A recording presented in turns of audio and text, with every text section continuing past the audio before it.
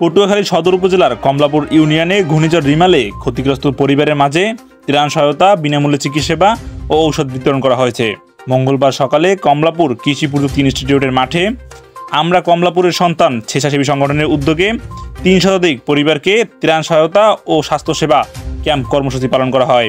সংগঠনটির সভাপতি প্রকৌশল এম এ মান্নানের সভাপতিত্বে এ সময় প্রধান অতিথি হিসেবে উপস্থিত ছিলেন ডক্টর বশির আহমেদ, সাধারণ সম্পাদক মোহাম্মদ বশিরউদ্দিন খান। এছাড়াও বিশেষজ্ঞ চিকিৎসক doctor Mohammad Ziaur Rahman, doctor Mohammad Nazmul Ahsan, doctor Umme Habiba, doctor Mohammad Nurul Haque Mia ও ডাক্তার ইমা খান ঘূর্ণিঝড় দুর্গতদের চিকিৎসা সেবা ও ঔষধ বিতরণ করেন।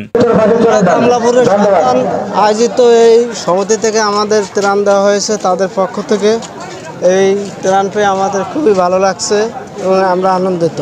এরা যেন আমাদের জন্য কাজ করে যেতে পারে, এদেরকে আমরা ধন্যবাদ জানাচ্ছি। আমরা কমলাপুরের সন্তান এই সংগঠন থেকে দিছে, খুব ভালো লাগছে।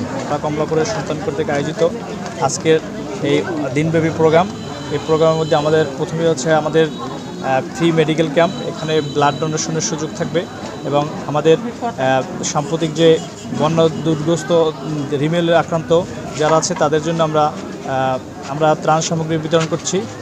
প্রত্যেকটা অর্থ থেকে একটা ভিন্ন ভিন্ন একটা প্রসেস অনুসারে আমরা কমলাপুর সন্তান সংগঠনের উদ্যোগে ঘূর্ণিঝড় রেমালে যারা ক্ষতিগ্রস্ত হয়েছে আমাদের কমলাপুর ইউনিয়নে তাদের জন্য আমরা ত্রাণ সহায়তা আজকে কার্যক্রম সকাল থেকে শুরু করেছি। এরপর আমাদের ফ্রি ব্লাড গ্রুপিং এবং ফ্রি মেডিকেল ক্যাম্প, এখান থেকে আমরা ফ্রি চিকিৎসা সেবা এবং কিছু প্রাথমিক চিকিৎসার জন্য ওষুধপত্র আমরা এখান থেকে দিচ্ছি। ত্রাণ সামগ্রী হিসাবে ছিল আমাদের 2 কেজি চিনি গুঁড়ো চাল, 2 কেজি সয়াবিন তেল এবং হলুদের গুঁড়ায় এবং মরিচের গুঁড়ো ছিল এবং স্যালাইন ছিল এবং প্রাথমিক যে আমাদের যে চিকিৎসাপত্রের জন্য যে ওষুধ সেগুলো আমাদের এখানে আমরা প্রদান করেছি।